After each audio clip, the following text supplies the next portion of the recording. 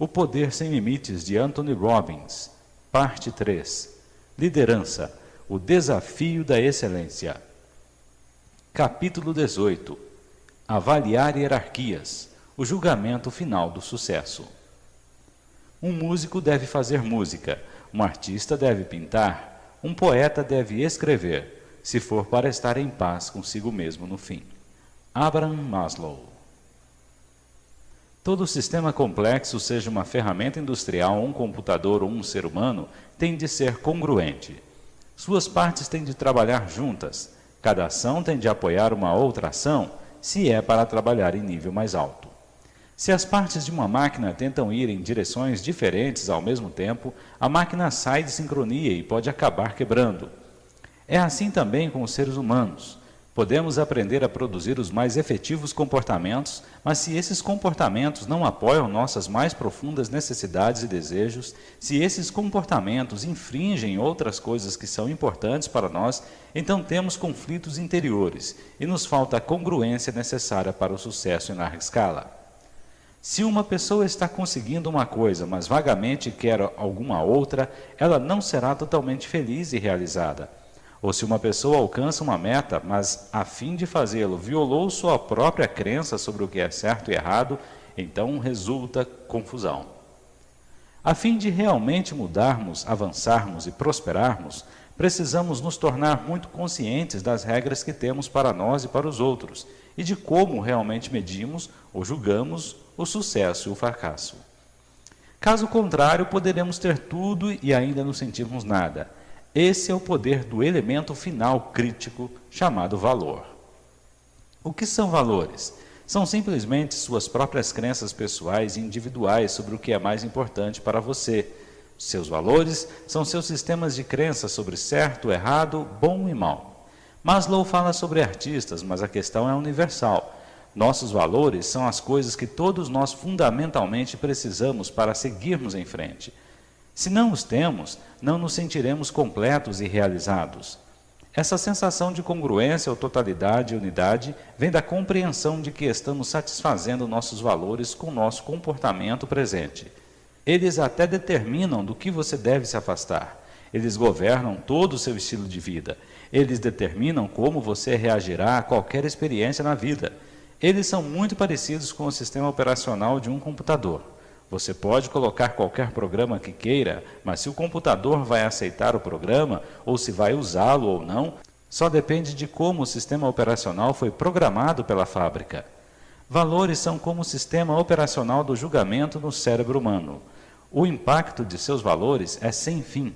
No que você veste e o que você dirige, para onde mora, com quem você se casa, se se casar, ou como educa seus filhos, nos motivos que o levaram a escolher o que faz para viver. Eles são a base que define nossas reações a qualquer situação dada na vida. São a chave máxima para compreender e prognosticar seus próprios comportamentos, assim como os comportamentos dos outros, a chave mestra que libera a magia interior. Mas de onde vêm eles? Esses poderosos ensinamentos sobre o certo e o errado, bom ou mal, o que fazer e o que não fazer.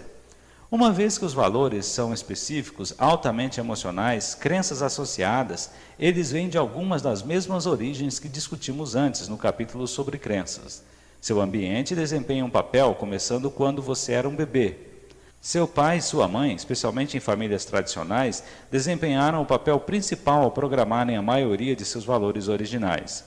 Constantemente, eles expressaram seus valores dizendo-lhe o que queriam ou o que não queriam que você fizesse, dissesse e acreditasse. Se você aceitava seus valores, era recompensado. Você era um bom menino ou menina. Se você os rejeitava, ficava em apuros. Aí você era um mau menino ou uma menina má. Em algumas famílias, se você continuava a rejeitar os valores de seus pais, era punido por isso. De fato, a maioria de nossos valores tem sido programada através dessa técnica de recompensa e punição. Quando você ficou mais velho, os grupos de companheiros foram outra fonte de valores.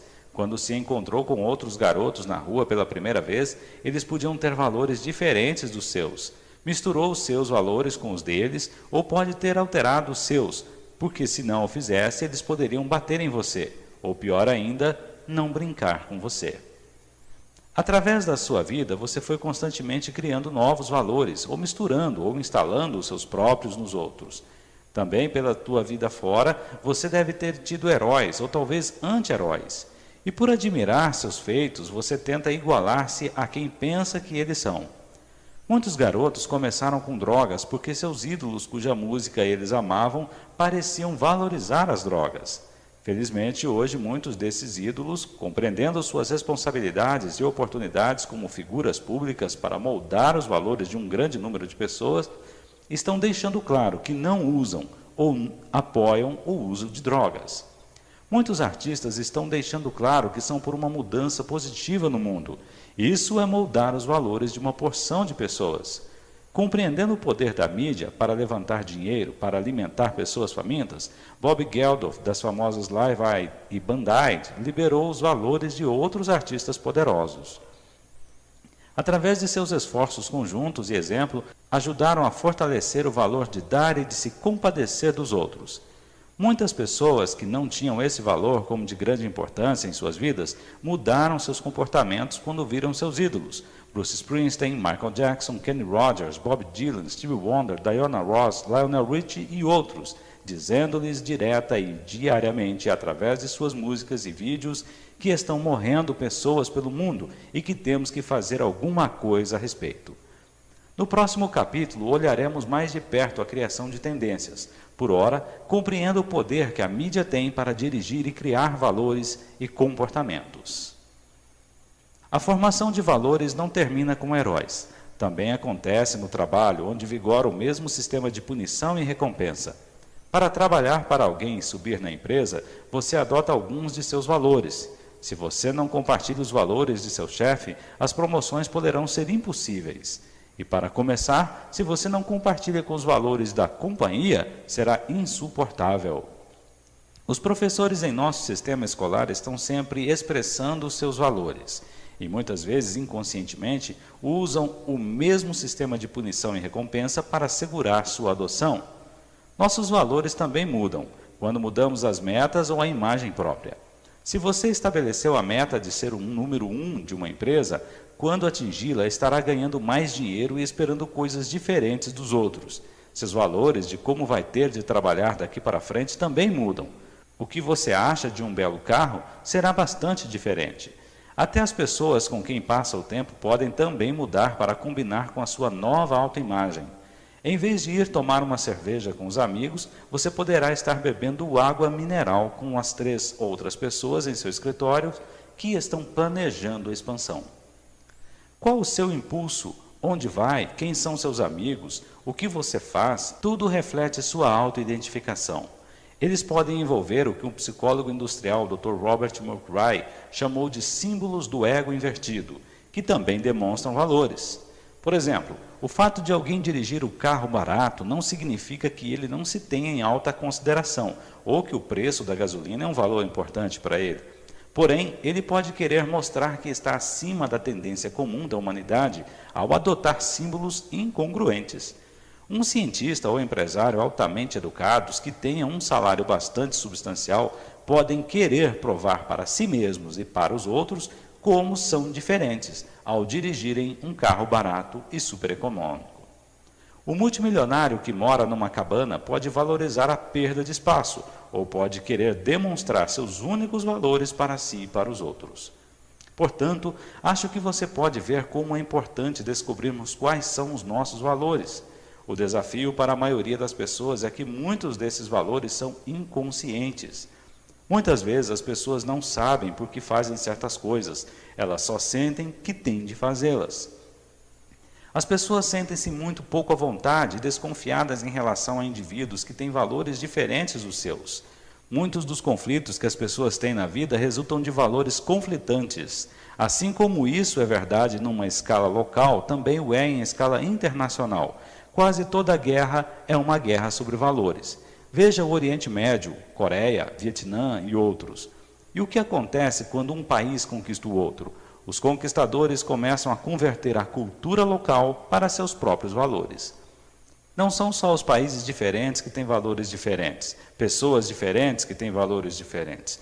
Cada indivíduo pensa que alguns valores são mais importantes do que os outros. Quase todos nós temos uma meta final, coisas que são para nós importantes acima de qualquer outra coisa. Para algumas pessoas isso é honestidade, para outras é amizade. Algumas pessoas podem mentir para proteger um amigo, mesmo que a honestidade seja importante para ela. Como podem elas fazer isso? Porque a amizade está mais alto na sua escala de importância, que é a hierarquia de valores, do que a honestidade nesse contexto. Você pode colocar num alto valor pessoal no sucesso de sua firma, mas também em ter uma vida em família. Assim surgem os conflitos. Você prometeu estar com sua família certa noite e então surge uma reunião de negócios. O que você escolherá para fazer depende do que colocar como seu valor mais alto naquela hora. Assim, em vez de dizer que é ruim gastar o tempo com negócios e não com sua família, ou vice-versa, descubra quais são seus valores verdadeiros. Então, pela primeira vez em sua vida, você compreenderá por que faz certas coisas ou por que outras pessoas fazem o que fazem. Os valores são um dos mais importantes instrumentos para descobrir como uma pessoa trabalha. Para lidar efetivamente com pessoas, precisamos saber o que é mais importante para elas, especificamente qual é a sua hierarquia de valores. Uma pessoa pode ter grande dificuldade em compreender motivações ou comportamentos básicos de outras pessoas, a menos que compreenda a importância relativa dos valores. Uma vez que compreenda, pode virtualmente antecipar como irão reagir a algum conjunto específico de circunstâncias. Uma vez que saiba a sua própria hierarquia de valores, você pode ficar fortalecido para resolver qualquer relacionamento ou representação interior que seja conflitante para você. Não existe sucesso real, exceto em manter-se com seus valores básicos. Algumas vezes é uma questão de aprender como conciliar entre valores existentes que estão em conflito. Se uma pessoa está tendo problemas num trabalho altamente remunerado e um de seus principais valores é que dinheiro é nocivo, não é suficiente concentrar-se no trabalho. O problema está no nível mais alto de valores conflitantes. Se uma pessoa não pode concentrar-se no trabalho porque seu valor mais alto é a família e ela está passando o tempo todo no serviço, você tem de recorrer ao conflito interior e ao sentimento de incongruência que ele produz. Reestruturar e encontrar a intenção é o remédio. Você pode ter $1 bilhão, mas se a vida que você leva entra em conflito com seus valores, você não será feliz. Vemos isso frequentemente. Pessoas com dinheiro e poder levam vidas pobres. No outro lado, você pode ser pobre como um rato de igreja financeiramente. Mas se a vida que leva está de acordo com seus valores, você se sentirá realizado. Não é uma questão de quais valores são certos ou errados. Não pretendo impor meus valores a você. É importante saber quais são os seus valores, a fim de que possa dirigir, motivar e apoiar-se no nível mais amplo de sua vida. Todos temos um valor maior, uma coisa que mais desejamos em qualquer situação, quer seja um relacionamento ou um trabalho.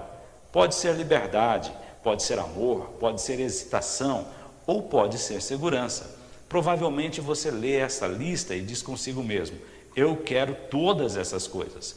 A maioria de nós também quer, mas colocamos um valor relativo nelas todas. O que uma pessoa mais quer de uma amizade é o êxtase. Outra pode querer amor. Uma terceira, comunicação honesta. Uma quarta, a sensação de segurança. A maioria das pessoas são totalmente ignorantes de suas hierarquias ou daquelas das pessoas que a amam. Tem um senso vago de querer amor ou desafio, ou êxtase, mas não tem ideia de como essas peças se juntam. Essas distinções são absolutamente críticas. Determinam se as máximas necessidades da pessoa serão ou não encontradas. Você não pode satisfazer as necessidades de alguém se não souber quais são elas. Você não pode ajudar alguém a fazer o mesmo por você e não poder lidar com seus próprios valores conflitantes, até compreender as hierarquias nas quais elas estão interagindo. A primeira chave para compreender é detectá-las. Como você descobre a hierarquia de valores, sua ou de alguém mais? Primeiramente, você precisa colocar uma estrutura em volta dos valores que está procurando. Isto é, você precisa detectá-los num contexto específico. Eles são divididos em compartimentos. Muitas vezes temos valores diferentes para relacionamentos ou para a família. Você deve perguntar: o que é mais importante para você numa relação pessoal? A pessoa pode responder: os sentimentos de apoio. Então você pode perguntar: por que é importante o apoio? E ela pode responder: mostrar que alguém me ama. Então você pode perguntar: o que é tão importante quanto alguém amar você? E ela responde: isto cria sentimentos de alegria em mim.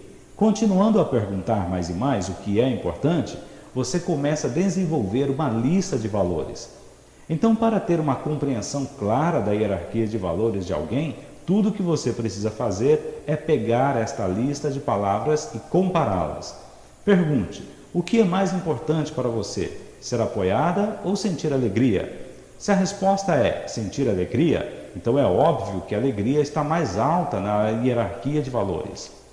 A seguir, você pode perguntar: o que é mais importante para você, sentir alegria ou sentir-se amada? Se a resposta é sentir alegria, então desses três valores, a alegria é o número 1. Pergunte então: o que é mais importante para você, sentir-se amada ou sentir apoiada?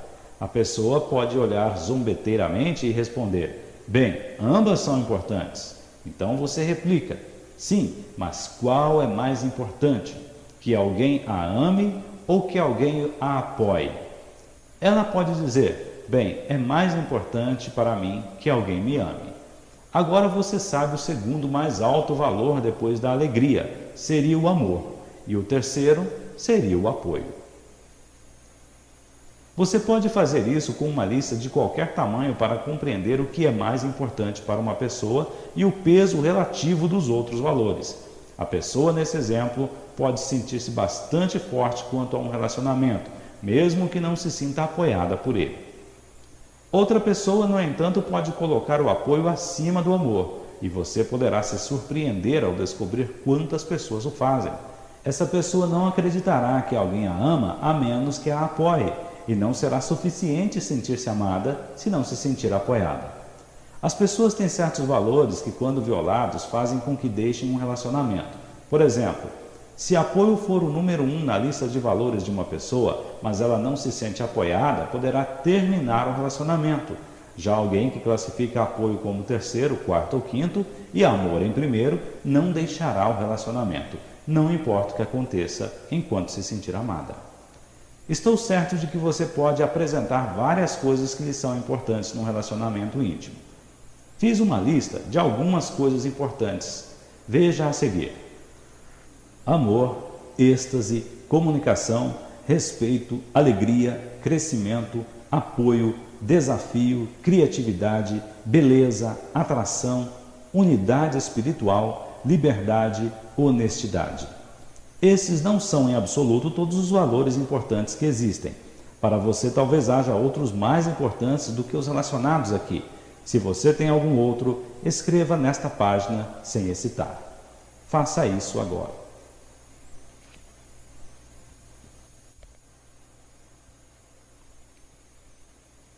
Agora classifique sua lista segundo suas prioridades, atribuindo o número 1 ao mais importante e o último ao menos importante.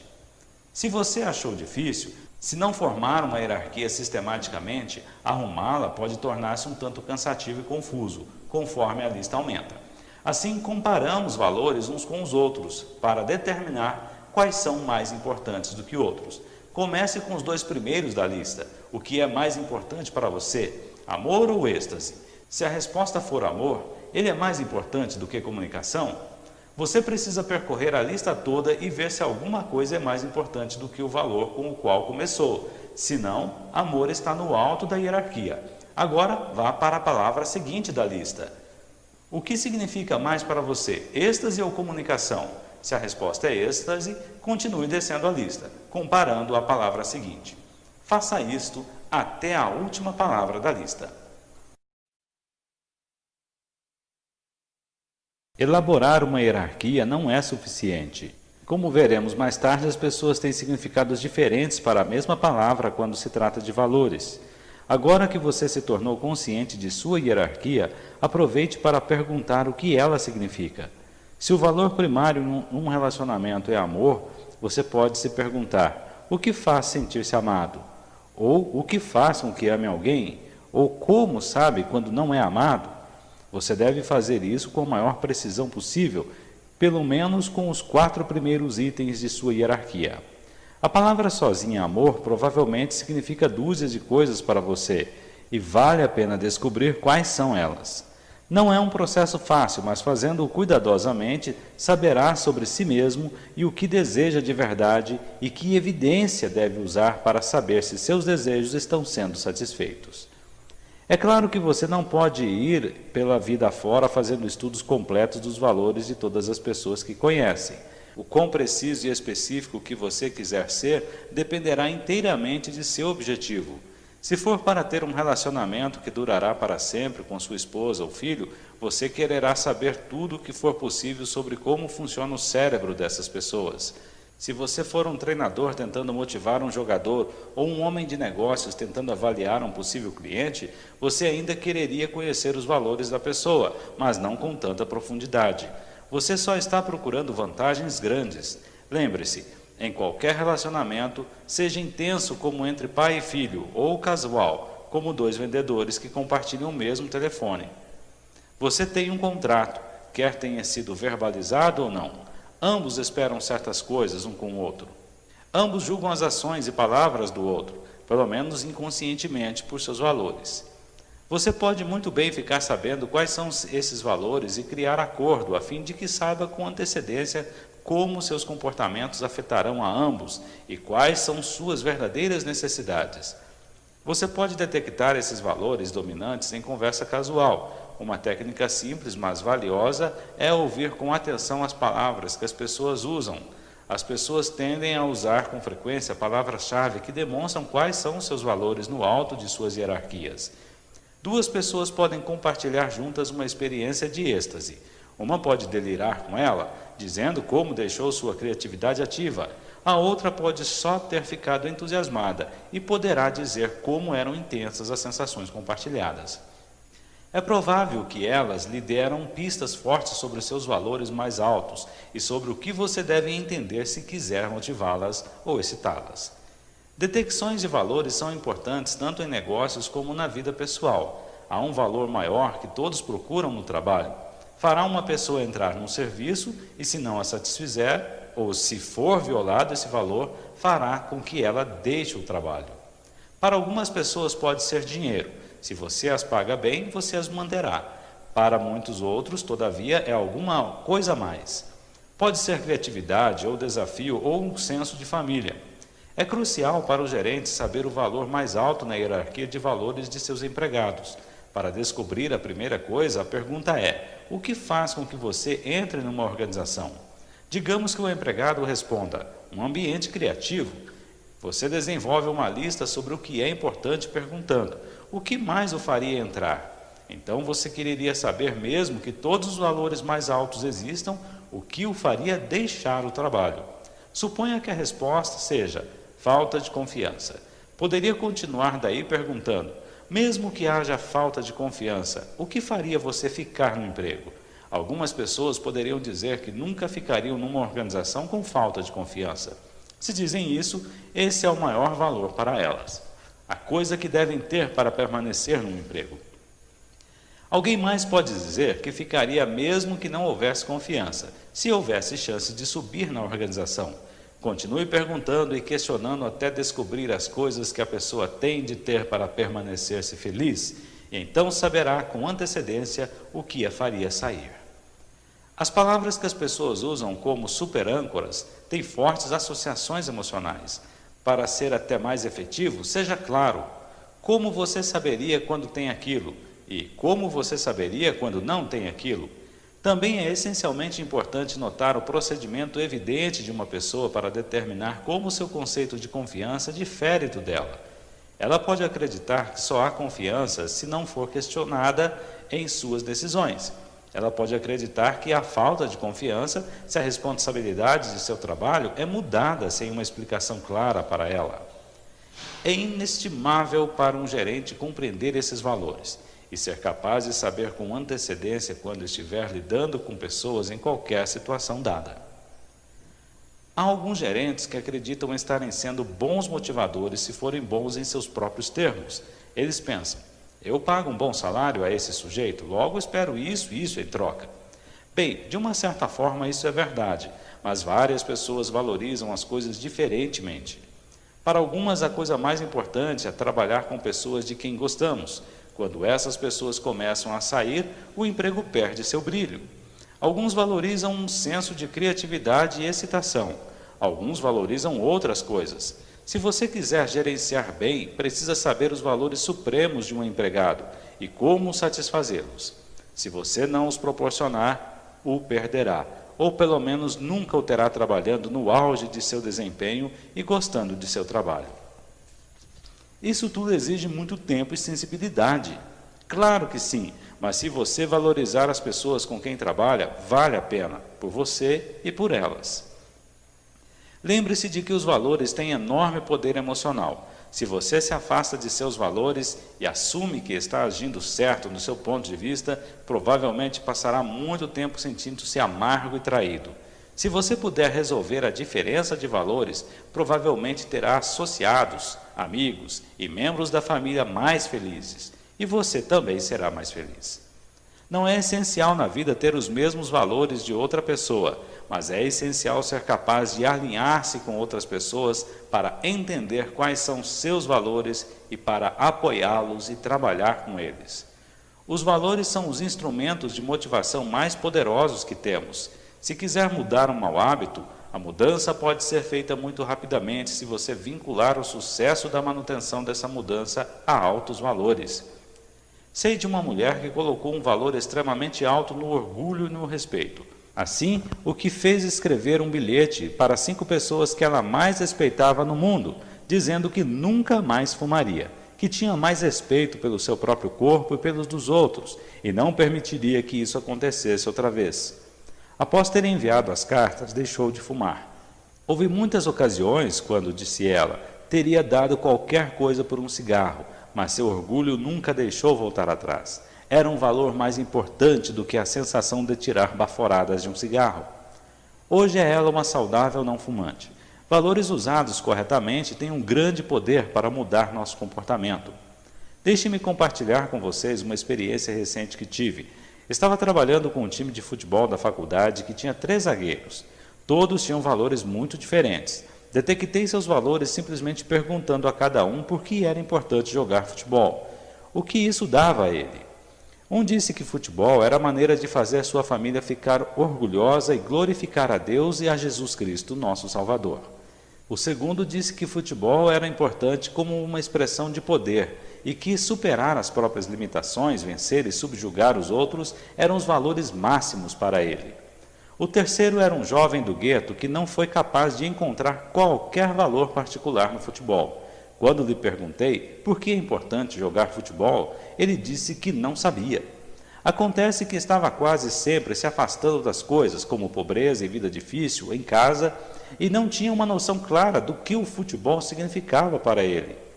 Obviamente, você motivaria esses 3 de maneiras muito diferentes. Se tentasse motivar o primeiro, cujos valores eram fazer Jesus e sua família orgulhosos, enchendo-lhe a cabeça com a importância de agarrar seus oponentes e amassá-los na poeira, isso provavelmente causaria um grande conflito interno, porque ele vê no jogo um valor positivo e não violento ou negativo. Se você conversa com ardor sobre glorificar a Jesus e fazer sua família orgulhosa com o segundo, ele não ficaria motivado, porque não é essa a principal razão para ele estar jogando. Aconteceu que o terceiro zagueiro é que tinha mais talento, mas estava fazendo menos uso dele do que os outros 2. Os treinadores estavam tendo dificuldades em motivá-lo porque não tinha valores claros. Nada claro para o que dirigir-se ou afastar-se. Nesse caso, eles tinham de encontrar algum valor que ele tivesse em outro contexto, como orgulho, e transferi-lo para o contexto do futebol. Por fim, apesar de já ter se machucado antes do primeiro jogo, pelo menos tornou-se motivado para apoiar o time, e os treinadores tinham um meio de motivá-lo no futuro, quando seu corpo ficasse curado. Os valores trabalham de uma maneira que é tão complexa e delicada como tudo o que já falamos neste livro. Lembre-se de quando usamos as palavras, estamos usando um mapa, e o mapa não é o território. Se eu lhe digo que estou com fome ou que quero dar uma volta de carro, você ainda está trabalhando a partir de um mapa. Fome pode significar estar pronto para uma grande refeição ou querer um pequeno lanche. Sua ideia de um veículo pode ser o de um Honda ou uma limusine, mas o mapa se aproxima bastante. Sua equivalência complexa está bastante perto da minha e não temos muitos problemas em nos comunicar. Os valores se apresentam a nós como os mapas mais sutis de todos. Portanto, quando lhe digo quais são os meus valores, você está trabalhando com um mapa do mapa. O seu mapa, sua equivalência complexa dos valores, pode ser muito diferente do meu. Se você ou eu dizemos que a liberdade é o nosso valor mais alto, isso criaria harmonia e concordância entre nós, porque queremos a mesma coisa, estamos motivados na mesma direção. Mas não é tão simples assim. Liberdade para mim pode significar ser capaz de fazer o que eu quiser, quando eu quiser, onde quiser e com quem quiser, e tanto quanto eu quiser. Liberdade para você pode significar ter alguém que tome conta de você o tempo todo, ficar livre de discussões vivendo num ambiente estruturado. Liberdade para outra pessoa ainda pode ser um planejamento político, a disciplina necessária para manter um determinado sistema político. Se um homem não descobriu algo por que morrer, ele não está preparado para viver. Martin Luther King Jr. Por terem os valores tanta prioridade, eles carregam uma incrível carga emocional. Não há maneira mais fácil de ligar pessoas do que alinhá-las através de seus valores mais altos. É por isso que uma força leal lutando pelo seu país quase sempre subjugará um grupo de mercenários. Não há maneira mais traumática de separar pessoas do que criar comportamentos que ponham seus valores mais altos em conflito. As coisas que valem mais para nós, seja um sentimento de patriotismo ou amor pela família, são todas reflexos dos nossos valores. Assim, construindo hierarquias exatas, você desenvolve alguma coisa que nunca teve antes, o mapa mais útil possível do que alguém precisa e do que será a reação dele. Vemos o poder explosivo e as delicadas nuances dos valores o tempo todo nos relacionamentos. Uma pessoa pode sentir-se traída por um romance que fracassou. Ela dizia que me amava, dizia ela. Que piada! Para uma pessoa, amor pode ser um compromisso que dure para sempre. Para outra, pode ser uma união breve, mas intensa. Essa pessoa pode ter sido grosseira ou pode ter sido uma pessoa com um complexo de equivalência diferente do que é o amor. Portanto, é absolutamente crucial que você construa um mapa que seja o mais correto possível, que você determine o que o mapa da outra pessoa é realmente. Você precisa saber não só as palavras que está usando, mas o que ela significa. A maneira de fazer isso é perguntar com toda a flexibilidade e persistência que você consiga para construir um complexo de equivalência exato do que seja a hierarquia de valores deles. Muitas vezes as ideias de valores variam tanto que as duas pessoas que professam valores comuns podem não ter nada em comum, e duas pessoas que professam valores diferentes podem descobrir que realmente querem a mesma coisa. Para uma pessoa, diversão pode significar usar drogas, ficar acordado todas as noites em festas e dançar até o dia raiar. Para outra, diversão pode significar subir montanhas ou descer corredeiras, qualquer coisa que seja nova, excitante ou desafiadora. A única coisa que seus valores têm em comum é a palavra que usam. Uma terceira pessoa pode dizer que seu valor mais importante é o desafio. Para ela também pode significar subir montanhas e descer corredeiras. Pergunte-lhe sobre diversão, e ela pode dispensá-la como frívola e sem importância, mas por desafio, ela pode querer significar exatamente a mesma coisa que a segunda pessoa faz para a diversão. Valores comuns formam a base para a harmonia máxima. Se duas pessoas têm valores que estão totalmente vinculados, seu relacionamento pode durar para sempre. Se seus valores são totalmente diferentes, há pouca chance de um relacionamento ser duradouro e harmonioso. Poucos relacionamentos podem ser classificados em qualquer dessas categorias extremas. Como resultado, você tem de fazer duas coisas. Primeiro, encontre os valores que têm em comum a fim de poder usá-los para ajudar a passar os outros que não são iguais. Não foi isso que Reagan e Gorbachev tentaram fazer em seus encontros de cúpula? Manter os valores que ambos os países têm em comum, que mantivessem seu relacionamento como sobrevivência. Segundo, procure apoiar e preencher os valores mais importantes da outra pessoa, o mais que puder. Isso é a base de um relacionamento poderoso, apoiado e duradouro, quer seja de negócios, pessoal ou de família. Os valores são o fator dominante que provocam congruência e fazem com que as pessoas fiquem motivadas ou não. Se você conhece os valores delas, você tem a chance final. Se não tem, você pode criar um comportamento poderoso que não dura ou não produz o seu final desejado. Se estiver em conflito com os valores da pessoa, ela agirá como um interruptor de circuito para dominá-los. Os valores são como uma corte suprema. Eles decidem quais comportamentos funcionam e quais não funcionam, quais produzem estados desejados e quais produzem incongruência. Assim como as pessoas têm ideias diferentes do que os valores significam, elas têm diferentes maneiras de determinar se seus valores estão sendo preenchidos. Em nível pessoal, o procedimento para detectar uma evidência é uma das coisas mais valiosas que você pode fazer para estabelecer metas para si. Aqui está um exercício que vale a pena. Pense em 5 valores que são importantes para você e imagine seu procedimento evidencial.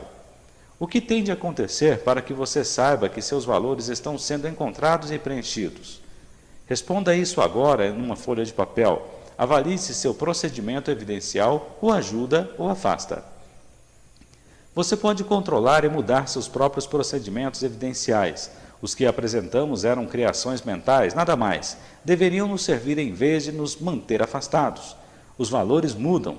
Algumas vezes mudam radicalmente, mas em geral mudam em nível inconsciente. Muitos de nós temos procedimentos evidenciais que são autodestrutivos ou ultrapassados. Quando você estava no colégio, deve ter precisado de inúmeros envolvimentos românticos para sentir-se atraente. Como adulto, deve ter querido desenvolver estratégias mais elegantes. Se você valoriza a atração pessoal, mas só se sente atraente se seu aspecto rivalizar com Charlie Cheggs ou Robert Redford, você pode estar se garantindo uma frustração. Todos nós conhecemos pessoas que estão fixas num objetivo, alguma coisa que simbolize algum valor máximo para elas, e agora, quando o alcançam, descobrem que não significava nada. Seus valores mudaram, mas o procedimento evidencial deve ter uma vida própria. Algumas vezes as pessoas têm um procedimento evidencial que não está ligado a nenhum valor. Elas sabem o que querem, mas não sabem por que querem. Portanto, quando conseguem, isso torna-se uma miragem, alguma coisa que a cultura lhes vendeu, mas que realmente não desejavam. A incongruência entre valores e comportamentos é um dos grandes temas na literatura e filmes, indo de Cidadão Kane ao Grande Gatsby. Você precisa desenvolver um sentido para ver o progresso de seus valores e como eles estão mudando, assim como precisa regularmente reavaliar seus objetivos e metas, que listou no capítulo 11. Você deve regularmente rever os valores que mais o motivam.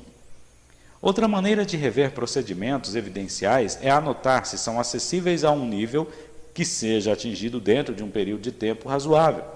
Pegue 2 formandos do colegial começando a vida. Para um garoto, o sucesso pode significar uma família estável, um emprego que pague $40 mil por ano, uma casa de $100 mil e ser fisicamente apresentável. Para outro, pode significar uma grande família, uma renda de $240 mil por ano, uma casa de $2 milhões. O corpo de um triatleta, muitos amigos, um time profissional de futebol e um Rolls Royce com um motorista. Ter metas grandiosas é ótimo, se elas trabalham por você. Certamente eu criei grandes metas para mim e, como resultado de criar aquelas representações interiores, fui capaz de criar os comportamentos que as apoiaram.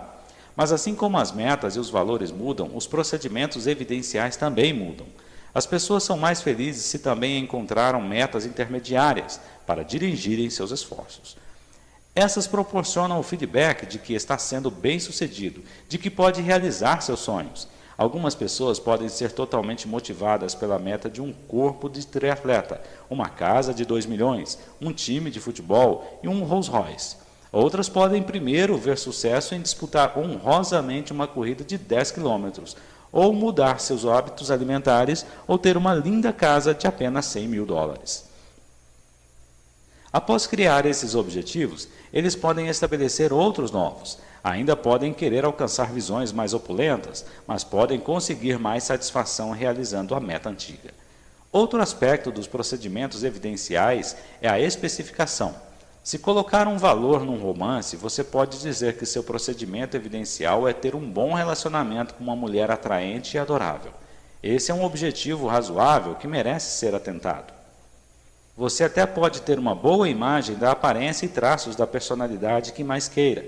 Isso também é ótimo. Outra pessoa pode ter como procedimento evidencial um romance tempestuoso com uma coelhinha loira de olhos azuis da Playboy, com um busto de 105 centímetros e um apartamento na 5ª Avenida em Manhattan. E, claro, uma renda de 6 dígitos. Não há nada errado em ter-se um alvo assim, mas há um grande potencial de frustração se você ligar seus valores a uma imagem que seja muito específica. Você está excluindo 99% das pessoas, coisas ou experiências que poderiam satisfazê-lo. Isso não significa que não possa criar tais resultados na vida. Você pode, no entanto, com mais flexibilidade em seu procedimento evidencial, poderá facilmente realizar seus verdadeiros desejos ou valores. Há uma linha comum aqui, a importância da flexibilidade. Lembre-se de que, em qualquer contexto, o sistema com maior flexibilidade, com mais escolhas, será o mais efetivo. É absolutamente essencial lembrar que os valores têm prioridade para nós, mas representamos suas prioridades pelos procedimentos evidenciais que adotamos. Você pode escolher um mapa do mundo que seja tão limitado que se torna quase uma garantia de frustração. Muitos de nós fazemos isso. Dizemos que o sucesso é precisamente isso e um bom relacionamento é precisamente outra coisa, mas tirar toda a flexibilidade do sistema é uma das maneiras mais certas de garantir frustração. As mais dolorosas questões que podem vir às mãos das pessoas geralmente dizem respeito a seus valores. Algumas vezes, dois valores diferentes, como liberdade e amor, nos puxam para direções opostas. Liberdade pode significar a capacidade de você fazer o que quiser, a qualquer hora. Amor pode significar compromisso com uma só pessoa. A maioria de nós já sentiu esse conflito. Quando acontece, não é agradável. No entanto, é da maior importância saber quais são nossos valores mais altos, a fim de escolhermos comportamentos que os apoiem. Se não o fizermos, mais tarde pagaremos o preço emocional por não termos apoiado o que acreditávamos que fosse o mais importante em nossas vidas. Os comportamentos ligados aos valores mais altos da hierarquia substituirão os comportamentos ligados aos valores classificados como mais baixos. Não há nada tão desanimador como ter valores fortes a puxarem você para direções opostas. Isso cria um tremendo sentido de incongruência. Se a incongruência permanecer bastante tempo, poderá destruir um relacionamento. Você pode agir como um deles, por exemplo, exercer sua liberdade de uma forma que destrói o outro. Você pode tentar adaptar-se, isto é, reprimir seus anseios de liberdade de tal forma que você se torna frustrado e destrutivo no relacionamento. Ou, desde que poucos de nós realmente confrontamos e compreendamos nossos valores, podemos só experimentar um sentimento geral de frustração e mal-estar. Logo, começaremos a filtrar todas as nossas experiências de vida através dessas emoções negativas, até se tornarem parte de nós. Sentimentos de insatisfação que poderemos tentar aliviar comendo muito, fumando e bebendo. Se você não compreende como os valores trabalham, é difícil aproximar-se de qualquer espécie de compromisso elegante. Mas se você compreende, não tem necessidade de enfraquecer o relacionamento ou seu senso de liberdade. Você pode mudar o procedimento evidencial. Quando você era um rapaz do colegial ou uma garota do colegial, liberdade talvez significasse tentar imitar a vida sexual de Warren Buffett. Mas talvez um relacionamento amoroso proporcione o conforto, os recursos e a alegria que incorporam mais liberdade real do que a capacidade de correr para a cama com qualquer pessoa que você encontre num bar. Esse é essencialmente o processo de reestruturar uma experiência, de forma a criar congruência. Às vezes a incongruência não vem dos valores em si, mas dos procedimentos evidenciais para os valores diferentes. Sucesso e espiritualidade não têm de produzir incongruência. Você pode ser um grande sucesso e ainda ter uma vida espiritual rica, mas se o seu procedimento evidencial para o sucesso é ter uma imensa mansão, e o seu procedimento evidencial para a espiritualidade é viver uma vida simples e austera, você terá de redefinir seu procedimento evidencial ou reestruturar sua percepção. De outra forma, você poderia estar se condenando a uma vida de conflitos interiores. Poderia ser útil lembrar o sistema de crenças que W. Mitchell usou para apoiar-se a fim de ter uma vida rica e feliz, apesar do que poderiam ter sido circunstâncias limitadoras. Não há nenhuma relação entre dois fatores. Isto é, para ele, estar paralítico não significa que não possa ser feliz. Ter muito dinheiro não significa que não seja espiritual, e viver uma vida austera necessariamente não significa que você seja espiritual. A PNL proporciona instrumentos para mudar a estrutura da maior parte das experiências, a fim de que possam criar congruência. Uma vez trabalhei com um homem que tinha um problema bastante comum. Ele tinha um relacionamento amoroso com uma mulher, mas também tinha em alto valor ser sexualmente atraente e se relacionar com outras mulheres. Quando detectava sinais sexuais em uma mulher atraente, começava a sentir-se culpado, devido ao valor que dava ao seu relacionamento. Quando encontrava uma mulher atraente, sua sintaxe para a atração trabalhava dessa maneira. Ele viria uma tal mulher e diria alguma coisa para si. Essa mulher é deslumbrante e ela me quer. Isso levaria a um sentimento ou desejo de continuar. E algumas vezes o desejo torna-se realidade e ele agiria. Mas o desejo e a aventura romântica que se seguissem resultariam em conflitos severos com a sua necessidade de um relacionamento forte com uma só pessoa, que para ele era o profundo desejo. Ensinei-lhe a acrescentar uma nova peça à sua estratégia. Instalei de forma que depois que visse uma mulher e dissesse para si, essa é uma bela mulher e ela me quer, acrescentasse outra frase auditiva, interior, eu amo a mulher com quem estou. Então fazia-o ver a mulher com a qual estava envolvido sorrindo para ele e olhando-o de uma maneira totalmente amorosa. Isso criava para ele uma nova sensação sinestésica interior, que fazia com que ele se sentisse amando a mulher com quem vivia. Fiz com que ele instalasse a estratégia por repetição. Fazia-o simplesmente ver uma mulher por quem tinha sido atraído e dizer para si, esta é uma bela mulher e ela me quer. Imediatamente dizer a nova sensação auditiva interior. Eu amo a mulher com quem vivo, num tom de voz amoroso, e então imaginar sua companheira sorrindo para ele de maneira amorosa. Fiz com que repetisse muitas e muitas vezes até que estivesse instalado com o sistema Switch, de forma que cada vez que uma mulher atraente lhe aparecesse, imediatamente faria com que ele percorresse o novo padrão.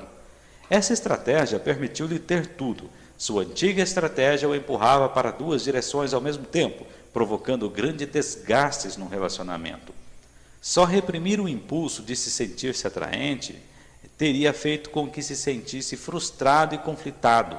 A nova estratégia permitiu que conseguisse as sensações positivas de atração que precisava, enquanto afastava o conflito que estava enfraquecendo o seu relacionamento. Agora, quanto mais mulheres atraentes ele vê, mais ele sente que ama a mulher com quem vive. A maneira suprema de usar valores é integrá-los com metaprogramas, a fim de nos motivar e nos entendermos uns aos outros.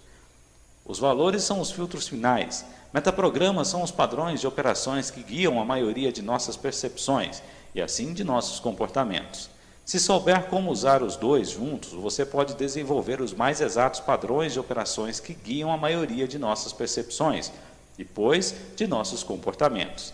Se souber como usar os dois juntos, poderá desenvolver os mais exatos padrões de motivação. Uma vez trabalhei com um jovem tão irresponsável que deixava seus pais loucos. Seu problema era que vivia completamente o momento, sem nenhuma consideração pelas consequências.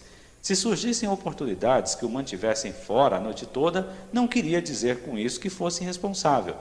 Mas ele reagia às coisas que estivessem diretamente em sua frente, às coisas para as quais se dirigia, mais do que reagia às consequências de suas ações, coisas das quais devia se afastar.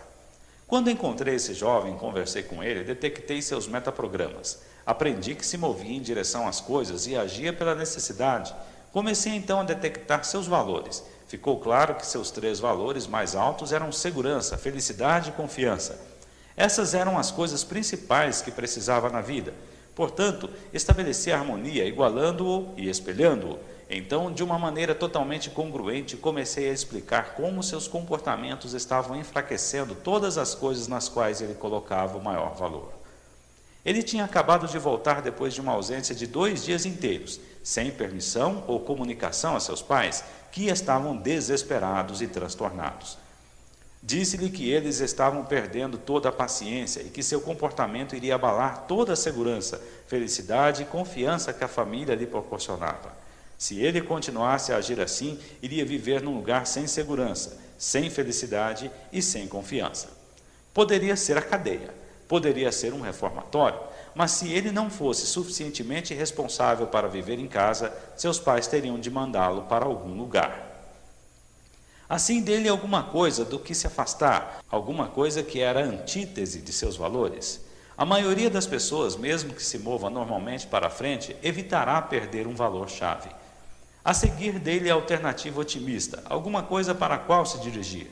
Dele tarefas específicas que serviriam como um procedimento evidencial que seus pais usariam para determinar a sua capacidade de continuar e apoiar os valores de segurança, felicidade e confiança que eram tão importantes para ele. Ele teria de estar em casa todas as noites, às 10 horas, teria de arranjar um emprego em 7 dias, teria de fazer seus deveres domésticos todos os dias. Disse-lhe que reveríamos seus progressos dentro de 60 dias, e se ele mantivesse seus acordos, o nível de confiança de seus pais se elevaria, e assim também o apoio deles para a sua felicidade pessoal e segurança.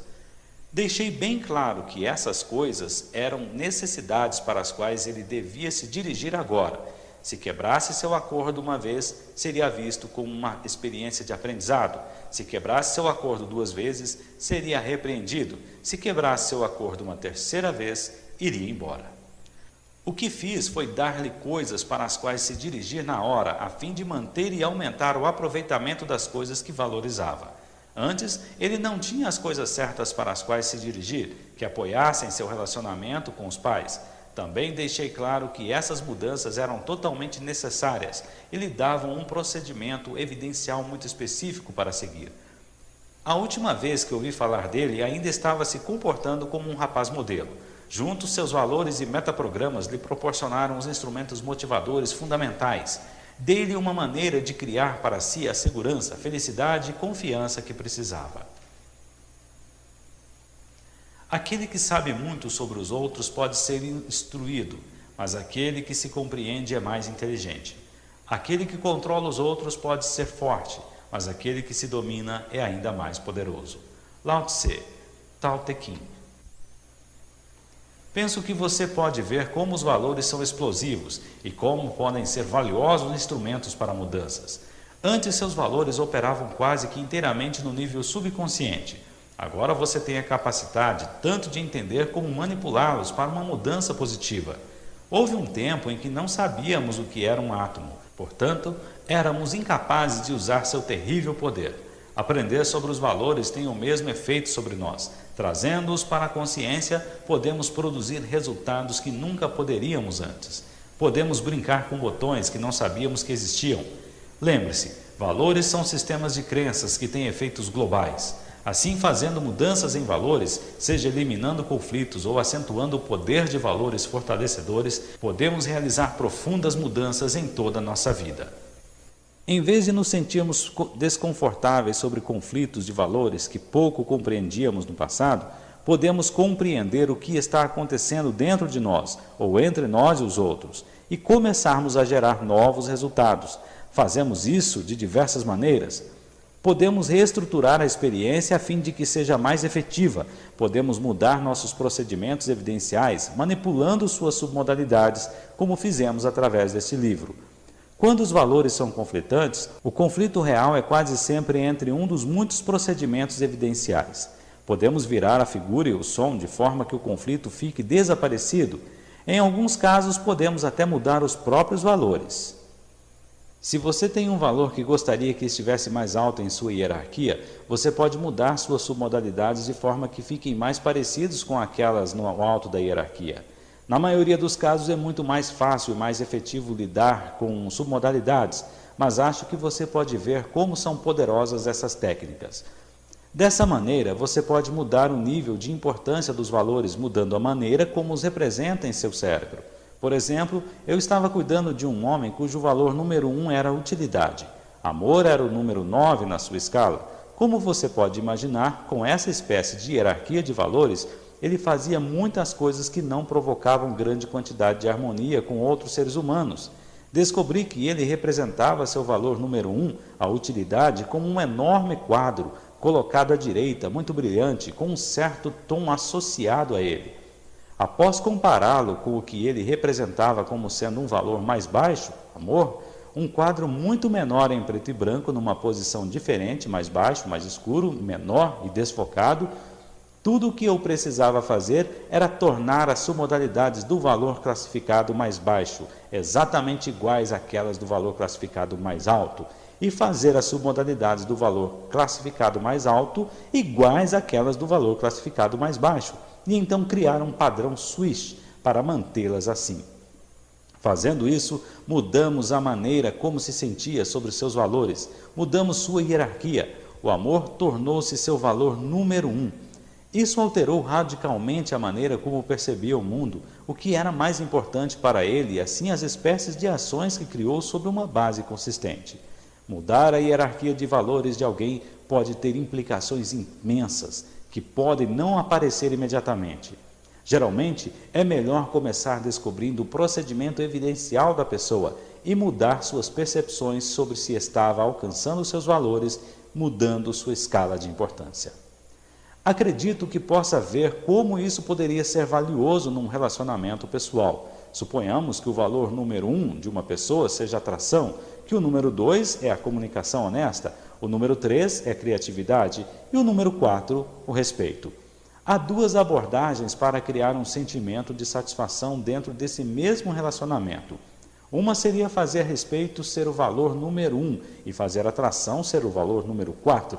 Por meio disso, você poderia pegar um indivíduo que não se sente mais atraído por sua companheira e fazer esse sentimento menos importante do que seu respeito por ela. Enquanto sentisse respeito por ela, sentiria que sua maior necessidade estava sendo preenchida. Uma abordagem mais simples e menos radical seria determinar seu procedimento evidencial para achar alguém atraente, o que ele deve ver, ouvir ou sentir. Então, mude essa estratégia de atuação ou faça-o compartilhar com sua companheira o que ele precisa para ter aquele valor preenchido. Muitos de nós temos alguns valores conflitantes. Queremos sair e conseguir grandes resultados no mundo e queremos descansar na praia. Queremos passar bastante tempo com nossas famílias e queremos trabalhar com afinco para sermos um sucesso em nossos empregos. Queremos segurança e queremos excitação. Algum conflito de valores é sempre inevitável. Ele empresta uma certa riqueza e textura à vida. Os problemas surgem quando valores fundamentais nos empurram em direções diferentes. Após ouvir este capítulo, olhe sua hierarquia de valores e procedimentos evidenciais para ver onde estão os conflitos. Vê-los claramente é o primeiro passo para resolvê-los. Valores têm prioridade para sociedades, assim como para indivíduos. A história dos Estados Unidos durante os últimos 20 anos é um triste estudo da importância e variação dos valores. O que foi a revolta dos anos 60, se não um exemplo catastrófico de valores em conflito? Repentinamente, um enorme e influente segmento da sociedade estava professando valores que iam de encontro radicalmente àqueles da sociedade como um todo. Muitos dos mais queridos valores de nossa pátria, patriotismo, família, casamento, trabalho ético, estavam sendo repentinamente questionados. O resultado foi um período de incongruência social e tumultos. Há duas diferenças principais entre hoje e ontem. Uma é que a maioria dos jovens dos anos 60 encontraram maneiras novas e mais positivas para expressar seus valores. Nos anos 60, uma pessoa podia achar que liberdade significava usar drogas e deixar o cabelo crescer. Nos anos 80, a mesma pessoa poderia sentir-se que ter um negócio e estar no controle de sua vida é a maneira mais efetiva de alcançar o mesmo resultado. A outra diferença é que nossos valores mudaram. Quando você olha para a evolução dos valores americanos nos últimos 25 anos, realmente não vê a vitória de um conjunto de valores sobre os outros. Em vez disso, você vê que um conjunto de valores evoluiu.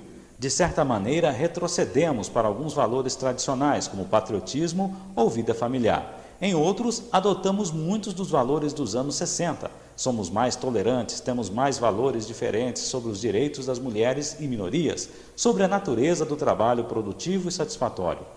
Há uma lição útil para todos nós no que ocorreu. Os valores mudam e as pessoas também mudam. As únicas pessoas que não mudam são aquelas que não respiram. Portanto, o importante é estar consciente desse fluxo e mover-se com ele. Lembre-se do exemplo das pessoas que se fixam num objetivo, só para descobrir que ele não serve mais a seus valores. Muitas vezes nós encontramos nessa situação em diferentes ocasiões. O meio de contorná-las é reconhecer nossos valores atenta e ativamente e os procedimentos evidenciais que construímos para elas. Todos nós temos de viver com algum grau de incongruência. Isto é parte da ambiguidade do ser humano. Assim como as sociedades atravessaram períodos de alterações, como os anos 60, as pessoas também. Mas se sabemos o que está acontecendo, estamos mais bem capacitados para competir ou mudar o que pudermos. Se sentimos a incongruência e a compreendemos, frequentemente agiremos de maneira imprópria. Começaremos a fumar, beber ou qualquer outra coisa para fazer frente às frustrações que não entendemos. Assim, o primeiro passo para lidar com conflitos de valores é compreendê-los. A fórmula do sucesso supremo confirma os valores, assim como as outras coisas. Você precisa saber o que quer, seus valores primários e sua hierarquia de valores. Você precisa agir, você precisa desenvolver o sentido de perspicácia para saber o que está conseguindo. E você precisa desenvolver a flexibilidade para mudar. Se seus comportamentos atuais não combinam com seus valores, você precisa modificar seus comportamentos para resolver o conflito. Há um ponto final que vale a pena considerar. Lembre-se, todos nós estamos modelando o tempo todo. Nossas crianças, nossos empregados e nossos sócios nos negócios estão sempre nos modelando de diferentes maneiras. Se quisermos ser modelos efetivos, não há nada mais importante do que termos valores fortes e comportamentos congruentes. Modelar comportamentos é importante, mas os valores dominam quase que tudo mais. Se você apoia compromisso enquanto sua vida reflete infelicidade e confusão, aqueles que veem você como modelo ligarão a ideia de compromisso a uma infelicidade confusa. Se você apoia um compromisso enquanto sua vida reflete excitação e alegria, você está proporcionando um modelo congruente que liga compromisso e alegria. Pense nas pessoas que mais o afetaram em sua vida. É bem provável que tenham proporcionado os mais efetivos e congruentes modelos. Foram pessoas cujos valores e comportamentos proporcionaram o mais vibrante e convincente modelo de sucesso. As mais importantes forças motivadoras da história, livros como a Bíblia, são a respeito de nada mais do que valores. As histórias que os livros religiosos contam, as situações que descrevem, são modelos que enriqueceram as vidas da maioria das pessoas no planeta, dando grande poder àqueles valores. Descobrir os valores de alguém é simplesmente uma questão de descobrir o que é mais importante para ele ou ela. Sabendo disso, você pode conhecer mais efetivamente não somente as necessidades do outro, mas as suas próprias. No próximo capítulo, vamos olhar as 5 coisas que toda pessoa de sucesso tem de confrontar e com as quais tem de se haver a fim de usar e aplicar tudo de que falamos neste livro. Fim do capítulo 18.